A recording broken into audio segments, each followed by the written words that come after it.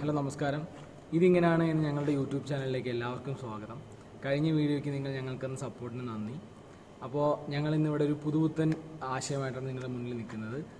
Pen drive അല്ലെങ്കിൽ hard disk നിങ്ങളെല്ലാവരും ഉപയോഗിച്ച് കാണും, അറ്റ്ലീസ്റ്റ് മെമ്മറി കാർഡെങ്കിലും ഉപയോഗിച്ച് കാണും.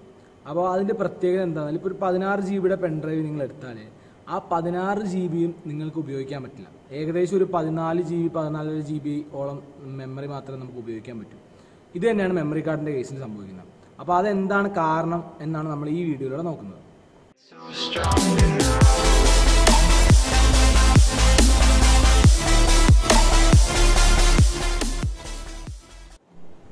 അപ്പോൾ ഇതിന് മെയിനായിട്ട് 3 റീസണാണ് പറയുന്നത്.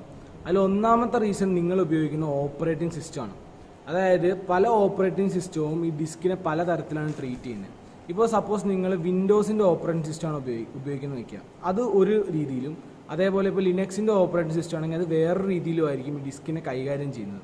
അതിൻ്റെ കാരണം എന്താണെന്ന് വെച്ചാൽ ഈ പല ഓപ്പറേറ്റിംഗ് സിസ്റ്റത്തിനും ഡിഫറെൻറ്റ് ഫയൽ സിസ്റ്റവും അതേപോലെ അതിൻ്റേതായിട്ടുള്ള അൽഗോരിതത്തിലുമാണ് ഇത് വർക്ക് ചെയ്യുന്നത്. അപ്പോൾ അതാണ് നമ്മുടെ ഒന്നാമത്തെ കാരണം.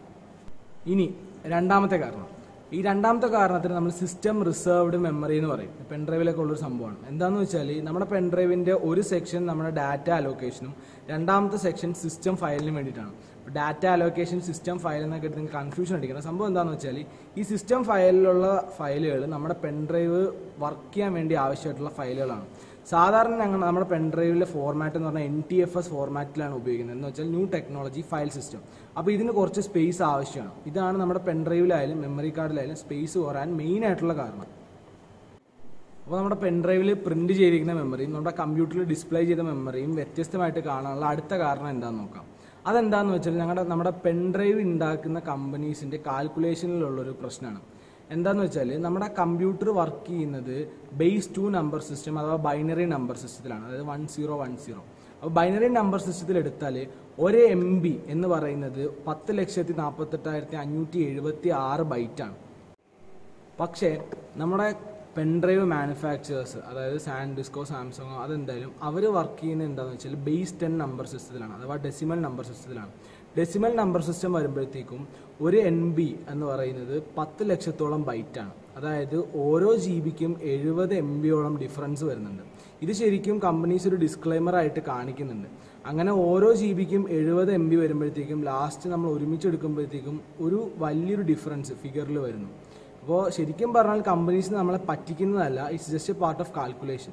അപ്പോൾ ഈ ഡിഫറൻസ്, അതായത് പെൻഡ്രൈവിൽ കാണിക്കുന്ന മെമ്മറിയുടെയും നമ്മുടെ കമ്പ്യൂട്ടറിൽ വരുന്ന മെമ്മറിയുടെയും ഡിഫറൻസിനുള്ള മൂന്നാമത്തെ കാരണം മനസ്സിലായല്ലോ. ഇനി നമ്മുടെ പെൻഡ്രൈവിലെ മറ്റൊരു പ്രശ്നത്തിനെ കുറിച്ചാണ് പറയുന്നത്. എന്താണെന്ന് വെച്ചാൽ നമ്മുടെ പെൻഡ്രൈവ് ഓൾറെഡി ഫ്രീ ആയിരിക്കും, അതായത് നമുക്ക് സാധനങ്ങൾ കയറ്റാനുള്ള സ്പേസും കാര്യങ്ങളൊക്കെ ഉണ്ടായിരിക്കും. പക്ഷേ നമുക്ക് അതിൽ 200 MBയോ 300 MBയൊക്കെ ഉപയോഗിക്കാൻ പറ്റുള്ളൂ. അതിൻ്റെ മെയിൻ കാരണം എന്തെങ്കിലും ഒരു ബഗ്ഗോ വൈറസോ അങ്ങനെ എന്തെങ്കിലും ആയിരിക്കും. ഇത് നിങ്ങൾക്ക് എങ്ങനെ ഒഴിവാക്കാം എന്നുള്ളതാണ് പറയുന്നത്.